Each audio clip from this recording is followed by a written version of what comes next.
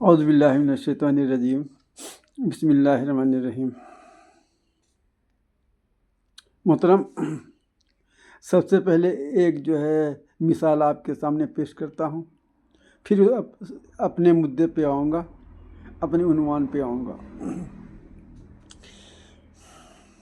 اگر آپ کا بچہ چھوٹا سا ہے، جو پھل فروٹ کے بارے میں اس کو معلوم نہیں ہوتا، یہ کون سا پھل ہے، اس کا ذائقہ کیسا ہے، یہ کاٹ کے کھایا جائے گا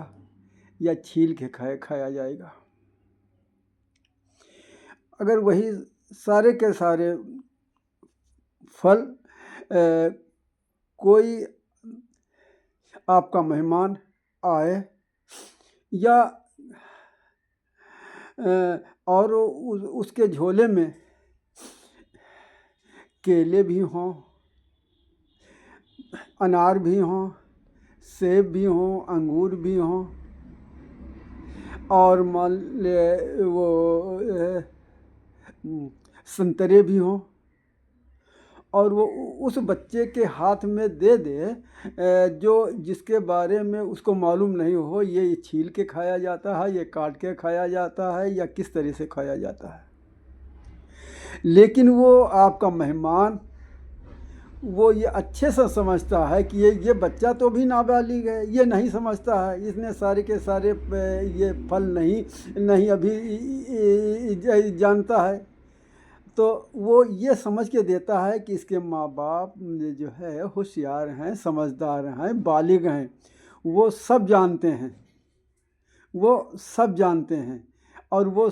مالیہ خود بھی استعمال کریں گے، اس بچے کو بھی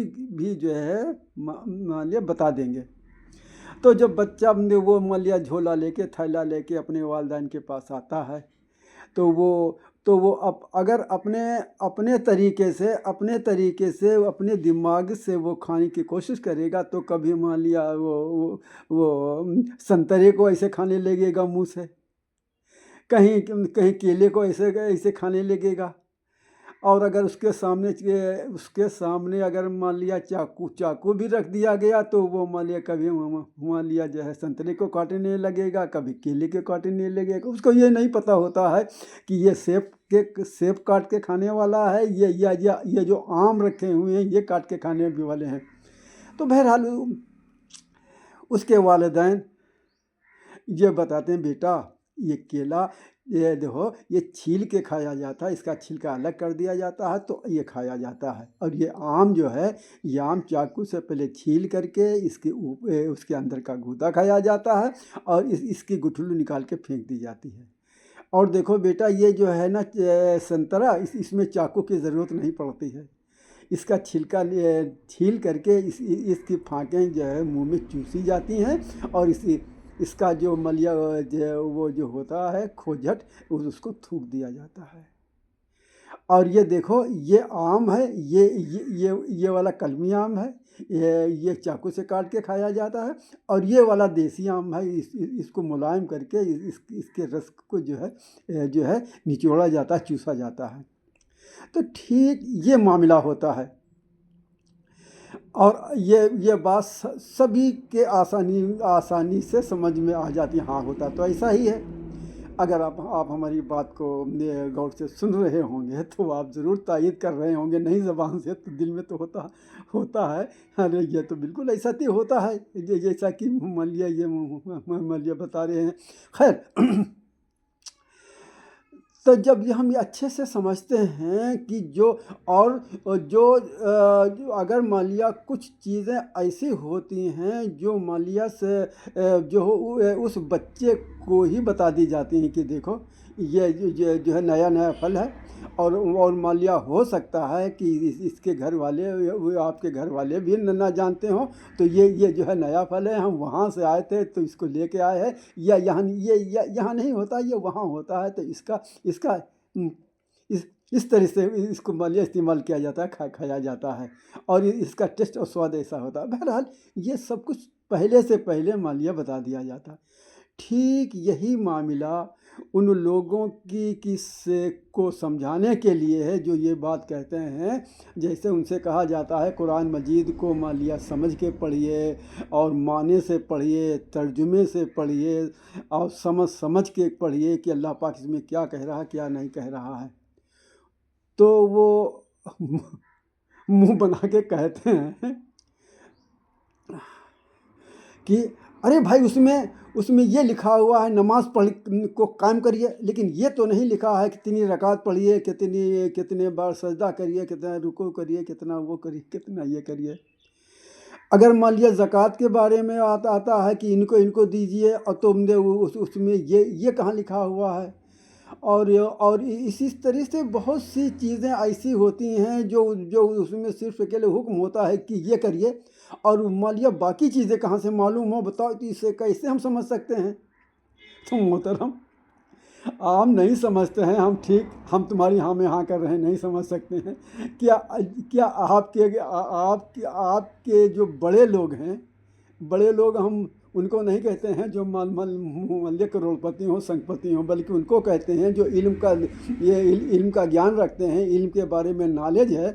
ख्वाह वो आलिम मौलाना हो या ना हो। बहरहाल अगर वो इल्म रखते हैं तो वो तो मान लिया बता ही सकते हैं कि मालिक किस तरह से क्या किया जाता है। और अल्लाह पाक ने उसका पूरा का पूरा इंतज़ाम किया है। हुज़ूर सल्लल्लाहु अलैहि वसल्लम का मान लिया तरीक़ा आपके सामने है, सहाबा कराम का तरीक़ा आपके सामने है। और यही नहीं, आप सोचते होंगे अब कहाँ हम सहाबा कराम का तरीक़ा ढूंढते घूमें और कैसे पता लगाएं, कैसे नमाज़ पढ़ते थे, कैसे क्या करते थे, क्या उनका तरीक़ा था। और मान लिया जो है और इसी तरीके से अब मान लिया हम कहाँ किससे पूछते घूमे, कौन मौलाना कौन मुफ्ती है। तो ये तमाम चीज़ें जहन में आती हैं, लेकिन ये सारी चीज़ें शैतान आपके दिमाग को अपसेट कर देता है। जी हाँ, हैंग कर देता है, तभी से ये सारी बातें सामने आती हैं। अरे मेरे भाई, क्या आपने तर्जुमा कुरान को अगर पढ़ा होगा, तफसीर वाला किसी का भी हो, XYZ, जिससे कोई लेना देना नहीं, वो तो तंग दिल, तंग नज़र, तंग सोच वाले ऐसी बातें सोचते हैं, ये उनका है, ये फलां का है, ये सही है, वो गलत है, नौज़ुबिल्लाह मिन ज़ालिक। यानी किसी ने तर्जुमा किया है और उसके तर्जुमे को मान लिया गलत कह रहे हैं। हाँ, वो अलग चीज़ है, मान लिया यहूदियों की किन्ने अगर कोई ऐसा गड़बड़ किया है वो तो बात अलग की है, लेकिन कोई भी ऐसा नहीं करता है जो जानबूझ के उसमें गलती करता हो और मान लिया अल्लाह पाक के वहाँ हमेशा के लिए गुनहगार हो जाए क़यामत तक के लिए। कोई भी ऐसा नहीं करता है। हाँ, तो जैसा कि आपने पढ़ा होगा, जैसे हम खुद जो मान लिया हिंदी का कुरान है, फ़तेह मोहम्मद खां का है, हालांकि उसको पढ़ा तो नहीं है लेकिन हम उसको अच्छे से खोल के देखा है। और तो उसमें भी पहले अरबी लिखी होती है, फिर अरबी की हिंदी लिखी होती है, फिर हिंदी उसका तर्जुमा लिखा होता, फिर तर्जुमा के बाद में तफसीर लिखी हुई होती है। यानी कितनी पापड़ विचारों ने उसमें बेले हैं, जिसका कहा जाता है। हाँ, तो फ़तेह मोहम्मद खां का जो कुरान मजीद हिंदी का है, ये उनके लिए है जो मतलब उर्दू पढ़े हुए नहीं हैं, ये उनके लिए कि वो भी बेचारे समझ जाएं जो हिंदी पढ़े हैं। तो उन्होंने उसमें हमने पढ़ा था कि उर्दू से हिंदी का तर्जुमा करने में 20 साल लगे, 20 साल लग गए। तो उन्होंने जो 20 साल लगाए हैं तो किस लिए तो लगाए हैं कि जो बातें वो लोग कहते हैं कि हम कैसे समझेंगे, कैसे समझ सकते हैं, क्या कहेंगे क्या नहीं कहेंगे, उनके अकल के ऊपर का पर्दा हटाने के लिए ये सब कुछ किया है। और हम भी जो है मान लिया तफ़हीमुल कुरान मौलाना मौदूदी साहब का पढ़ते हैं, और उसमें भी कुरान मजीद जो 6 जिल्दों में है। जी हाँ, 6 जिल्दों में है। इस वक्त हमारा 7वां पारा वैद समूह चल रहा है। खैर, उसमें जो है तफसीर पहले अरबी, फिर उसका तर्जुमा, फिर उसके बाद में तफसीर। और तफसीर भी कहीं कहीं पे इतनी बड़ी लिखी हुई, इतनी ज़्यादा लिखी हुई है कि 2-2, 3-3 पेज नहीं, 2-2, 3-3 वर्क भी उस एक में आई हुई है। अब बताइए, जो बात को समझाने के लिए جو بات کو صاف کرنے کے لیے، کھولنے کے لیے یعنی 2-2 3-3 صفحے اور 2-2 3-3 پیج چلے جائیں تو بھئی کیا وہ بات سمجھ میں نہیں آئے گی؟ ہم جب وہ اتنا موٹا پردہ ہی پڑا ہوا ہو، بلکہ پڑا ہوا ہو نہ ہو، بلکہ پردہ ڈال کے رسی سے اور مان لیا جکڑ دیا گیا ہو یا فیویکول سے مان لیا چپکا ہی دیا گیا ہو، وہ تو بات الگ کی ہے، لیکن کوئی بھی شخص ایسا نہیں ہے جو اس کو پڑھنے کے بعد سمجھ اور اس کی بات سمجھ میں نہ آئے۔ تو اسی لیے ہم لوگ اپنا جائزہ لیتے چلیں، تو کہیں یہ تو بات ہم تو نہیں کہہ رہے ہیں اپنی زبان سے کہ اس کو کوئی سمجھ ہی نہیں سکتا، ہم کیسے سمجھیں، کیا کریں کیا نہ کریں۔ اور قرآن مجید میں تو بالکل تھوڑی سی بات لکھ دی گئی، نعوذ باللہ من ذالک۔ اللہ پاک نے تو اس کو جو ہے مکمل کر کے اتارا ہے، پورا کر کے اتارا ہے، کچھ ملیہ کسر بھی نہیں چھوڑی ہے، اور قیامت تک کے لیے اس میں کچھ ایک لفظ ایک حروف کا بھی ادھر سے ادھر نہیں ہو سکتا، یعنی اتنی مکمل ہے۔ اور پھر ہم اپنے دماغ سے اس میں کمی نکالے، ارے بھائی اس میں تو کہاں، اس میں تو سمجھنے والی کہاں ہے، اس میں یعنی نعوذ باللہ من ذالک وہ اللہ پاک نے خود ایسا ہی انتظام کر دیا ہے، اسی میں کر دیا ہے کہ جو آسانی سے بات سمجھ میں آتی ہے تو بالکل اس کو مان لیا یوں ہی لکھ دیا ہے، اور جو بات اس کو مان لیا سمجھانے والی ہوتی، ڈیٹیل والی ہے، وہ بھی اسی میں ڈیٹیل میں آپ جو ہے اس کا میراث کا پڑھیں، دیکھیے ایک ایک چیز لکھی ہوئی ہے، ایک بات لکھی ہوئی ہے، زکوٰۃ کو کہاں کہاں دیا جائے ایک بات لکھی ہوئی ہے۔ ایسا نہیں کہا گیا ہاں جو ہے زکوٰۃ کو نکال دیں، بلکہ اس میں یہ لکھا ہے ذوی القربى والیتامى والمساکین وابن السبیل، یہ تمام چیزیں کھول کر رکھ دی گئی ہے، لیکن اتنے ڈیٹیلز کے ساتھ اس میں قرآن مجید میں دیا ہوا ہے کہ ایک عام انسان، ایک ہمارا جیسا جو کم پڑھا لکھا انسان جو اردو پڑھا ہوا بھی اس کو آسانی سے سمجھ لیتا ہے۔ تو اس لیے اللہ پاک سے دعا، اللہ پاک ہمیں کہنے سننے سے زیادہ عمل کی توفیق عطا فرمائے۔ اور یہ مان لیا جو لفظ ہوتے ہیں ہم تو یہ بھی مان لیا ہماری زبان سے نکل رہا ہے، یہ مان لیا کفریہ لفظ ہیں جو یہ بات کہتے ہیں، جی ہاں کفریہ ہیں کہ جو یہ بات اپنی زبان سے نکالتے ہیں وہ ہماری سمجھنے والی چیز نہیں، ہم لوگ اس کو جو ہے سمجھ نہیں سکتے۔ اللہ پاک سے دعا ہے اللہ پاک ہمیں کہنے سننے سے ادا، اور جبکہ قرآن مجید میں ہے ہم نے اس کو آسان زبان میں اتارا ہے، ہم نے اس کو بالکل آسان اتارا ہے۔ اللہ پاک تو یہ کہہ رہا ہے اور ہم اس کے برعکس یہ کہہ رہے ہیں کہ یہ بہت کٹھن ہے، بہت ہارڈ ہے، اس کو ہم کوئی سمجھ ہی نہیں سکتا جلدی سے، کم پڑھا لکھا انسان۔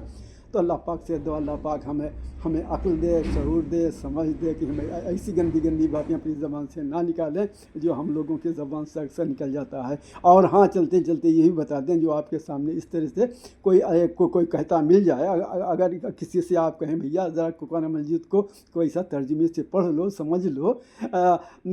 تو اگر وہ کہے رہے بھائی ہم اس کو نہیں سمجھ سکتے، نہیں کر سکتے، ہمارے سمجھ میں آنے کی چیز نہیں ہے، تو آپ اس کو فوراً اس کو اپنی زبان جیسے جو آپ کی زبان سیدھی سادھی ہو اس میں سمجھا دینا ہے، بھائی میرے ایسی بات نہ کہو، یہ ملک کفریہ لفظ ہیں، ایسے الفاظ اپنی زبان سے نہ نکلیے، یہ اللہ تعالیٰ کی قرآن مجید کے ایک دم خلاف اینٹی ہیں، تو اس لیے کبھی بھی ایسی بات نہ کہنا۔ اللہ پاک سے دعا ہے اللہ پاک ہمیں کہنے سننے سے زیادہ عمل کی توفیق عطا فرمائے۔ السلام علیکم رحمۃ اللہ وبرکاتہ۔